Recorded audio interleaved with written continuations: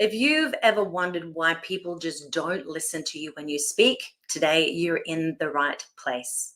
Hi, my name is 𝐤𝐸𝐺, and we're going to dive right into monotone voices and how they're killing your presentation skills. Stay tuned.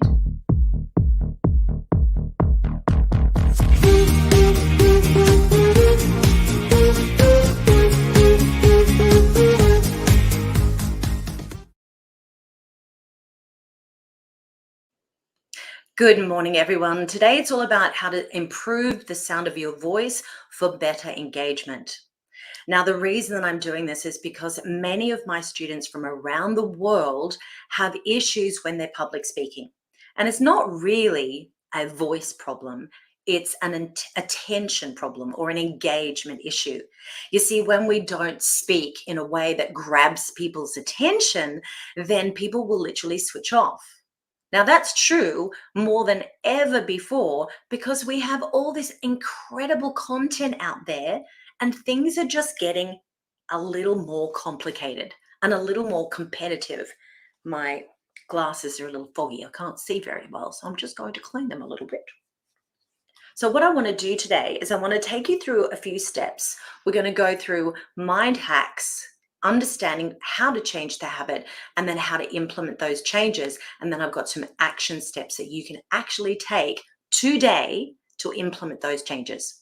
So let's dive straight into content today. The root cause. Believe it or not, you are not born with the voice that you have right now. Whatever that is, including mine, when we have a particular voice, sound, your natural sound, let's call it in inverted commas, we think that that's just the way we sound. It's like saying to myself, I used to believe, honestly, with all my heart, I believed that I was fat and I believed that I was shy. I believed that, and I argued for those limitations. I made excuses in my life for those limitations because I honestly believed that I was those things.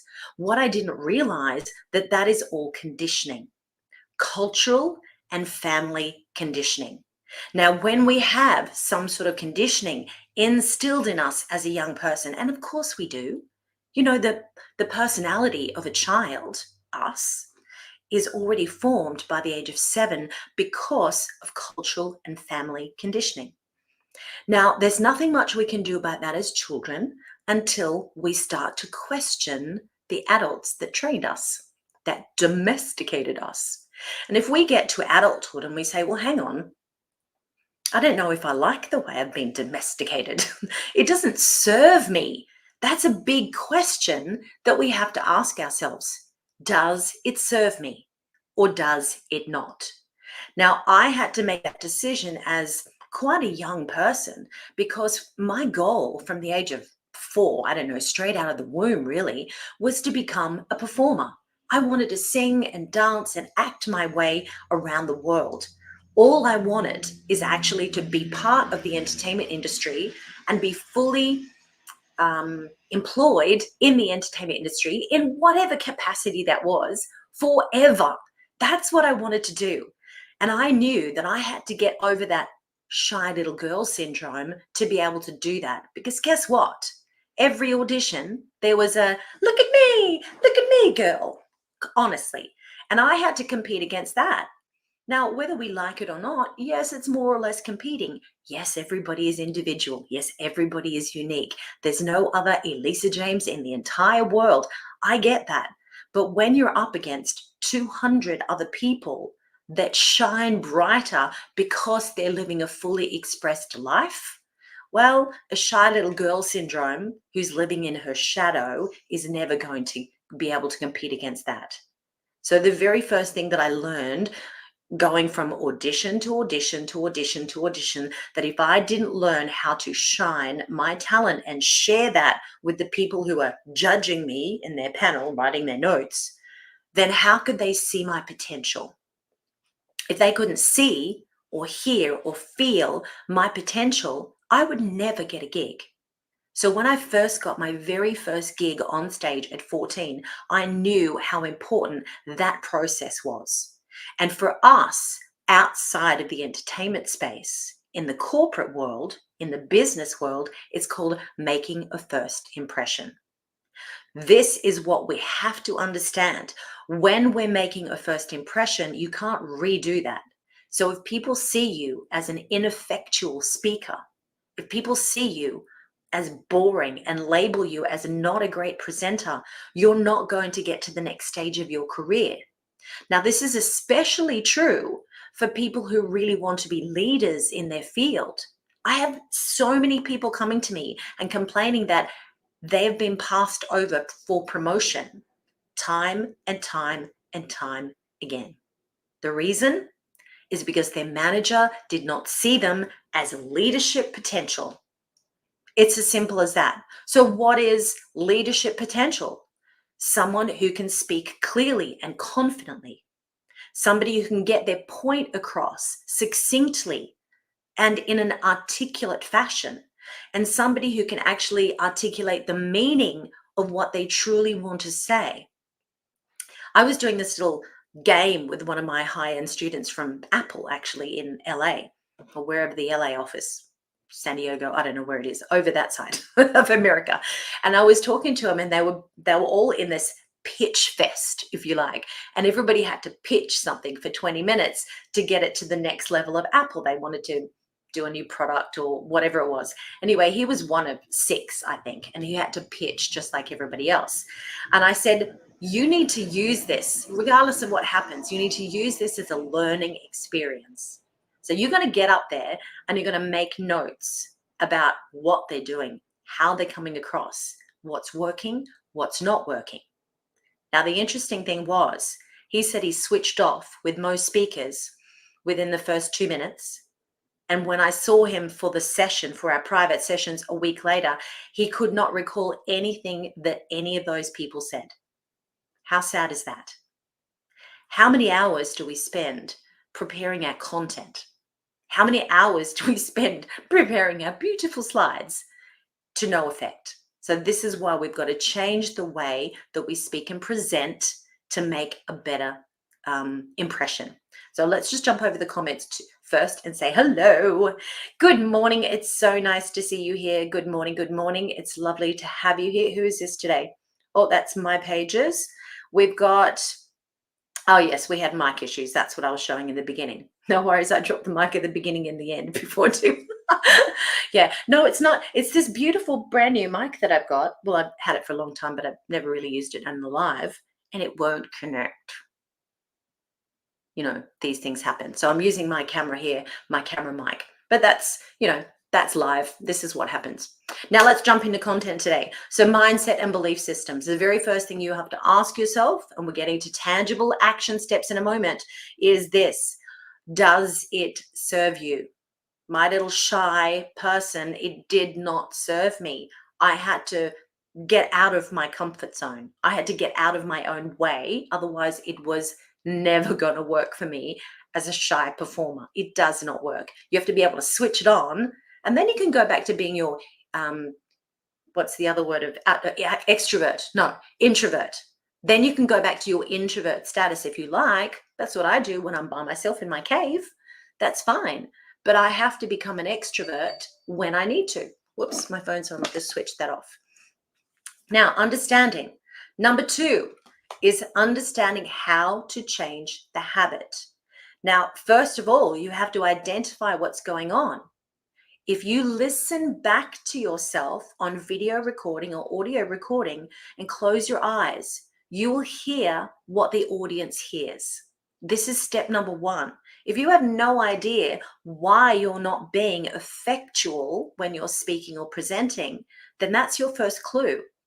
Many people actually really avoid that task. They don't want to see themselves back because it's too confronting. It's too scary. I completely get it. I've got students, in fact, that are fine on stage in front of thousands of people, and they're not fine on camera. And here's why. When you're on stage in front of thousands of people, you're looking at all these people. You're engaging with all these faces. You're not judging yourself. There's no judgment because you can't see yourself. You're just being that person inside your body and speaking to 100 or 1,000 people. That to some people is not scary. But when I get that same person, sometimes, not always, I get that same person in the studio, we start shooting video for their business. They have to watch it back to see what crazy things that they're doing that is distracting to the audience. They don't like that because it's faced with reality. How do I look on camera? How do I sound on camera? It's going to come as a shock to some people because now they see themselves from an audience's perspective. But this is the only way. It's analytics, right? We have to look back and analyze, tweak, and adjust. That's what we do for every single thing in life. If your relationship is not working, look at it. What am I doing wrong? How am I sabotaging this relationship? Am I with the wrong person? Is my mindset holding me back and allowing me to be with the wrong person? You see what I mean? Analyze, tweak, and adjust is very important. Now, third is knowing how to implement those changes. Now, that's what we're going to jump into today. So here are the action steps that we can take. If this is valuable for you, please put it in the chat, regardless of what platform that you're watching over all these platforms. We've got Facebook, we've got LinkedIn, and we've also got YouTube. Now, if you're finding value out of this, even in the replay, make sure that you put hashtag replay and pop in the chat and just join in the conversation. There's lots of ways that we can connect afterwards. Now, let's have a look here. Action steps that you can take today to change this experience. If you're speaking in a monotone voice, there's a reason for that. The conditioning and the habits that you've gotten into. It doesn't have to continue. You don't have to come across as boring all the time. You can be as engaging as you want. But here's the thing. You have to be willing to get out there and make different sounds. If you're speaking like this in your throat all the time and sticking to a monotone sound, and that's your bat cave, that's your safety net, then try speaking like that just for a few minutes and seeing how crazy and silly it feels. You're going to feel like an idiot, and that's okay. What do you think actors and singers and dancers go through every single day? We have to feel like an idiot so many times, hundreds and thousands of times over, until we feel comfortable doing anything. It's the greatest training ground for life, I tell you what. And this is why I'm so adamant and passionate about what I do, because a lot of people that I've met, I'd say 75% of all the people that I've coached ever have these big walls built up around them. Layers and layers and layers and layers of protection. We've got to start shedding those protective layers to get to our true core self. If you're not willing to do that, you're never going to have a great and fulfilling life, because you're going to feel always held back. You're going to feel that you're sabotaging yourself all the time. So I don't want that for you. So let's go into the action steps that you can take today. Number one, with your mindset and your belief, you can build new neural pathways that are far more positive, because the underlying belief that you might have is sabotaging you. Let me give you an example. An underlying belief that I had when I was a kid was, I'm not good enough. I'm not good enough as a dancer. I'm not good enough as a singer. I'm not good enough as an actress. I'm not as good as that girl, or I'm not as tall. I'm not as skinny. I'm not as whatever. I made up all these excuses about why I couldn't get that first role. When I did, I still sort of struggled with that imposter syndrome. A lot of actresses do. A lot of famous people still struggle with it. I remember hearing lots of really famous and successful actors going, one day I feel like I'm going to wake up and they're going to find me out, that I'm just a fraud, that I'm a fake, that I'm not really talented at all. So many people have that. We've got to take care of that mindset. So here's what we do. We take that negative loop and make it into a positive loop. So if I say to myself, oh, I'm not good enough, you can start saying to yourself and write it on the opposite column. You've got to do this in a written form because it really is so powerful. You say, I am good enough, damn it. And you lock it in with an emotion. I am good enough, damn it. I have something to say. I'm born into this world to contribute something to this planet. I'm here for a reason. My voice counts. Whatever all of your negativity is, you've got to counterbalance that with positivity. because our brains will always go toward the negativity. And here's why: self-protection. We are wired for negativity because way back when, thousands of years ago, we had to look out for danger. We had to look out for things that were going to kill us, that would destroy our family, that would threaten us in some way. So we're wired to look out for those problems. And that's okay, but it can really work against us if it becomes a habit and those neural pathways get locked in. You've got to remember, it's not you, it's the shadow of you. So stop living in your shadow, take the friggin' bush off your light and start to shine a little bit brighter. That's why you're here. That's why you are watching this. That's why you come to these lives, to get inspiration and motivation to get out of your comfort zone and live a better life. That's mostly why you're here. Let's jump over to the comments for a second. Good morning. It's nice to see you here. Thank you so much for joining us. It's super cool to have you here. Now let's go into, this was number one. Step number one is change that mindset belief.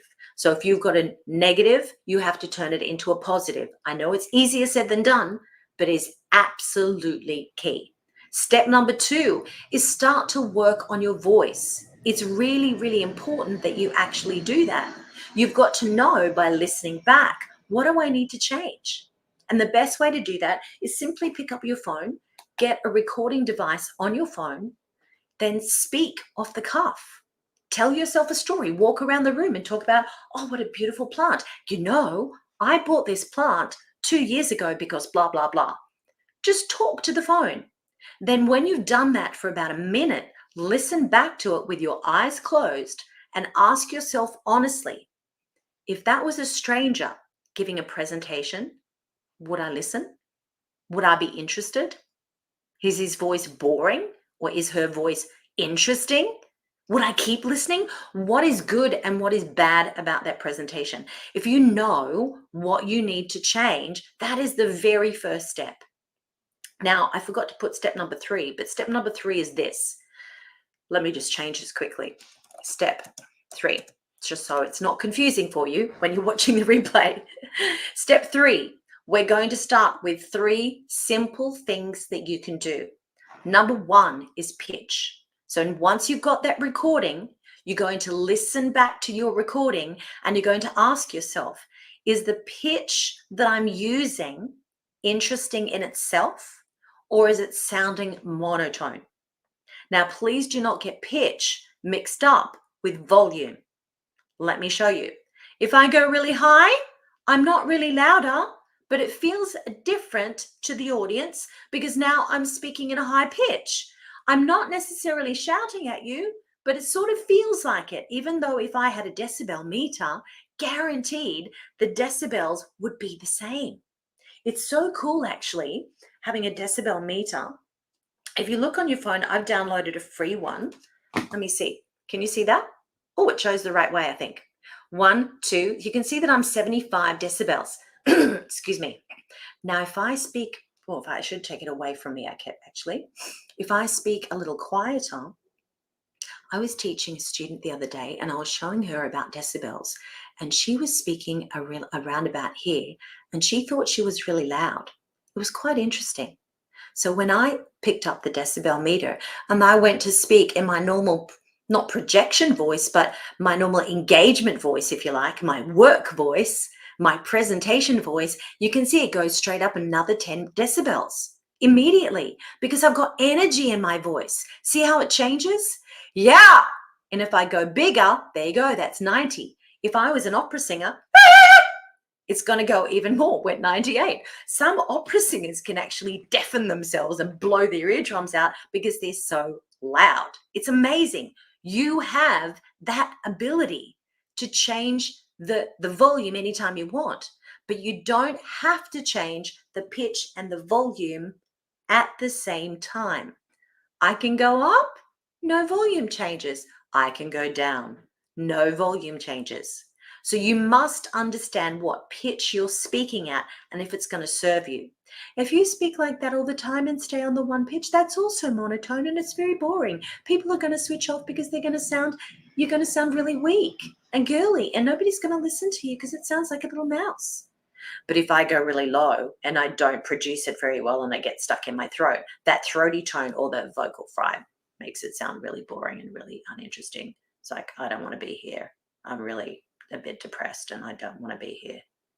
If you've ever heard someone speaking like that, you're going to switch off too, because you as a human being feel that something is wrong. Something is not in congruency with what they're saying. If you're a leader, you need to get out of your throat and get out of your head and get back into that beautiful neutral pitch, that pitch that's right in the middle where I'm speaking now, instead of too low and instead of too high. It's got to be in that middle resonant part.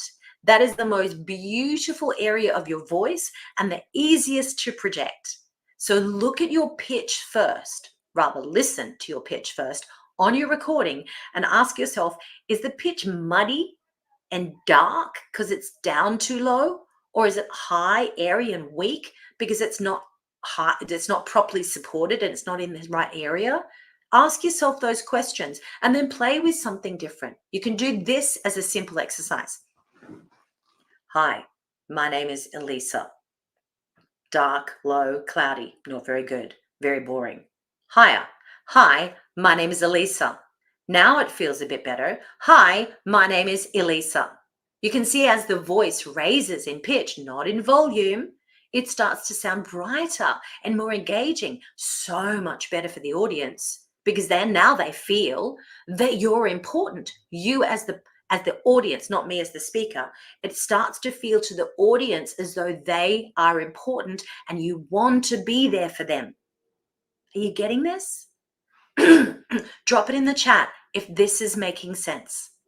I know that I've got some people out there. I want to make sure that I'm reaching the right people. Okay, let's move on.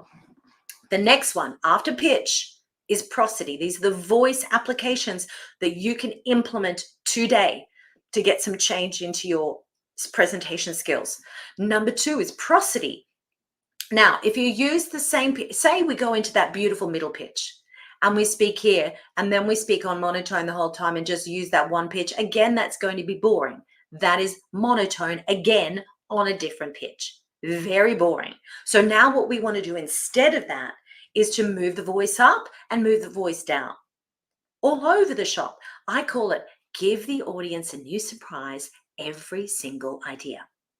So every new idea, you start on a new pitch. You give them a new energy level so they understand that something important is coming up. Prosody is the musical inflections in your voice. If you don't have any musical inflections in your voice, it's going to come across as boring. Make sense? Let's go to last step. These are 3 simple things that you can do today, right now, to change the sound of your voice. Now, if you get your trusty decibel meter out, it's free. It's a free app on your phone. If you get your trusty decibel meter out. Now, this is not, I'll hold it here so it's away from my voice. Oops, how do I do that? Like this. This is not projecting. This is my normal speaking voice. I'm not raising my pitch. I'm using a little bit of support engagement to make sure that my voice is clear and clean. But apart from that, I'm not doing anything else. I'm being articulate. That's it. Mindful, let's say. I'm a mindful speaker. That's always my goal. Now, if I project across the room using the correct muscles or raise the pitch and raise the volume, see how it immediately goes up? So you can practice projecting by using that little tool. It is super handy. When you project your voice, this is what happens if you're doing it right. People on the other side will start to listen to you, not because it sounds aggressive, not because it sounds egotistical, but they can hear you clearly. And because you're projecting with mindfulness, you are making an impact. People will understand that you have something important to say. And when you have something important to say, you will speak up and stand your ground. You will speak with from a place of confidence. If this is resonating with you, pop it in the chat. I want to see what your experience is and what you've noticed in your own voice. Hey, Julie, the 𝐸ℴ. Oh, I don't know what it's called on Android because I've only got an iPhone. I just typed in on my app store decibel meter, and it's in the American spelling, METER, decibel meter. I'm sure that there's lots of free ones. I don't have an Android, so I can't help you there, but I'm sure that you'll find one, and it's free. It's super fun, and you can actually play with this immediately. Do you get the game? So let's do a very quick recap to make sure that you really understand the tangible steps that you can take today. So number one is know what mindset and belief systems don't serve you anymore, and you need to start letting go of them. Number two is knowing which habits you have, vocally speaking and presentation skills wise, and what you need to change. And then number three is knowing how to implement those changes. So the action steps that we talked about is number one, when you're doing those negative positive loops that I showed you earlier. If you forgot, just rewind the video and start again. When you build the new neural pathways, your body, your voice, your mind will not go into that habitual space so easily anymore. If you go straight into fear, like I used to do, and believe that that's because I'm shy and that's just the way I am, you're never ever going to change. But if you start to work on your mindset and move the pathway to a more positive loop instead of a negative loop, things will massively change for you over time. It's not a magic fix. I'm not very good at clicking on that hand. Isn't that funny? I'm a crap clipper on one side and not on the other side. Can you do both hands? I'm not ambidextrous. Ambidextrous. Step number two is start working on your voice and presentation skills. Now, you can do that in my voice club. You can do that in any of my group classes, of course, and you can also do that inside my support groups on Facebook. Now, any of the classes that I have going on at the moment, you have free access to my groups where you can practice this away from the public eye and in the safety of a safe space. So the voice club is a really great place to start. I'll show you how to join that in a moment. And step three is starting with these three simple things: pitch, prosody, remember musical inflections of the voice, melody in other words, and projection. You've got to start there because they're the three easiest things to fix, honestly. And look, I want you to know with a final note on this, there's nothing wrong with you. You are not broken. You are not your shadow self. You're not. You are a light in this world waiting to shine to inspire others to their greatness. The job of all leaders, I believe, is to light the path and let people know that, if they can do it, I can do it. If they can step out of their comfort zone and reach success and fulfillment in life, then I can too. Why on earth is it only for the select few? And look, if we compare notes for a second and get real for a second, how many of the stars in our circle, the Michael Jacksons, the Michael Hutchins, the Robin Williams, how many super successful people kill themselves when they have all the money in the world, all the fame and fortune they could ever desire, because their mindset has been an issue all their lives and it was never looked at. They don't feel worthy. They have struggles of some sort. These people needed help. So help yourself first. And when you start to plant those seeds of inspiration, you're going to leave this planet with all these beautiful trees that you've planted, metaphorically, of course. Every time we plant that seed, we don't know who's going to come up and have that beautiful tree after you've left. That's your legacy. If you want to leave a legacy, you can.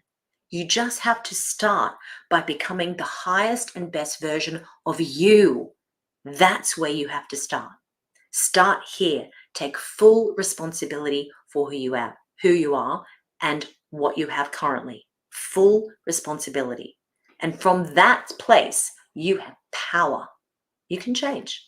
You can change things. You can change your relationships. You can change your job. You can change your life. Guaranteed. Now, if anyone wants help in this area, I have lots of programs that will help you. The very first place to start looking is 𝐿ISAJames. It's backwards. 𝐿ISAJames.com, because 𝐿ISAJames.com, you'll find on the first page, I hope it's still there, I think it is, the 4 video series that you can actually sign up to for free. That 4 video series will show you how to move these things that we talked about, and one more as well, or we talk about airflow as well. If you go to 𝐿ISAJames.com and go into the free 4 video series, you will learn a lot. Now, I'm updating that page. I'm not sure if the new updates are live, but if you want them, I can send them to you if they're not live yet. I've added a workbook for every single video, plus I've now added 2 to 3 voice exercises underneath each video as well. This will give you a huge head start for free. No strings attached. Now, at the end, if you really want to learn more, if you want to work with me more, there are 2 main ways that you can work with me. One is by joining the Voice Club, which going through that 4 video series, you'll learn all about at the end anyway. You'll get an introductory to the Voice Club. So if you're interested in joining the Voice Club, it's our monthly membership for people to join at any time. We have classes on the 2nd Saturday of every month and the 4th Saturday of every month. We do different topics on both weeks. We spend about an hour and a half, sometimes more, together in a very small group, and I am coaching you on all of these topics around speaking, voice, presentation skills, speaking skills, mindset, all of that. Now, I also have amazing guest speakers. For example, last week, my beautiful friend Erin from America, Toastmasters champion, she actually came and gave a class for us for free to our members that teaches us how to build a keynote speech. And for some of us, that's very important. TED Talks, keynote speeches, when you have to build something from scratch, she has a beautiful template to do that. Now, the great thing is about when you join the Voice Club, you get automatic, all of the content unlocks straight away, especially if you join annually. We've got about, I think, 12 hours of masterclasses already loaded into the library. You have full access to that as long as you're a member, and then 2 live classes with me, and we have a support group on WhatsApp. It's absolutely brilliant. So if you want that little bit of extra help and a group class is your jam at the lowest price, this is an easy yes for you. Now, if you want more personalized training, a lot of people need to ramp it up a bit. You can pair the Voice Club with some one-on-one sessions with me, or you can just do one-on-one sessions with me and not attend the Voice Club at all. It's completely up to you. But go and have a look at 𝐿ISAJames.com and you'll find out where you can go next. Okay, start with the 4 video series. It's going to be the most logical place to start. Okay, starting at the very beginning, a very good place to start. That's what we want to do. We always want to start with, if I have an open mind and an open heart, and I come in as a learner, someone ready to learn new information, not a big know-it-all, then you will learn so much in life. We've got to have that student mentality. Even my amazing mentors, people like Brendon Burchard and Jeff Walker, the most influential and successful marketers of our time, they have a learning mindset. I'm a lifelong learner. I will always go out and learn from other coaches who are on the next stages up from me. You can do that too. Wherever you are, there's always a mentor and a guide to help you to get to the next level. There'll always be people in front of you. There'll always be people behind you in our developmental levels. You can change anytime you want. I hope that this has inspired you today. If you've got any comments, if you've got any questions, just pop them underneath the video platform that you're watching in today. And I hope that this has given you massive, massive value. The best thing that you can do today is to take action. Do something for yourself. The 4 video series is a fantastic way to start. So I look forward to seeing you there, and I'll see you next time. Have a wonderful week. I'll see you next week.